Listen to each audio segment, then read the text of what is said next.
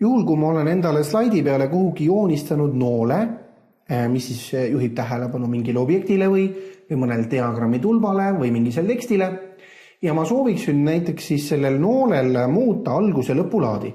Ehk siis milline ta on alguse poolsest otsast, ehk siis näete siit poolt, ja milline on see noole teravik. Selle jaoks, et seda muuta, peaks teil olema esiteks see nool aktiveeritud ja teiseks peaks teil olema nähtav tööriista riba, joon ja täidis. Minul on see näete siin. Juhul, kui ta teil ei ole aktiivne, siis tööriista ribade aktiveerimine, vaade menüü, tööriista ribad ja siit panete märke joon ja täidis ette.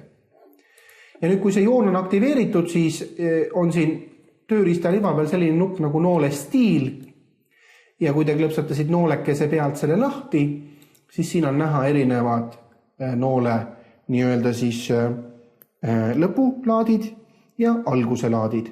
Näiteks ma tahan, et algaks näete selliselt, niisugune ring on alguses ja lõppeks näiteks just sellise noole stiiliga. Noole alguse ja lõpulaadi või stiili lisamiseks võite ka noole ära märkida ja valida ülevalt menüüst vormindus ja seejärel joon. Avanevas aknas on kõik, mis on seotud siis joonega ja esimene sakk, näete kohe, mis siin üleval on aktiivne, ongi joon ja ka siin on siis eraldi sektsioon noole stiilid. Saab siis valida nii algusstiili kui ka lõpustiili. Saate valida ka vastavalt siis laiust ja kui te olete siin ära valinud selle noole stiili, samamoodi klõpsate sobib ja on ka muudatus tehtud.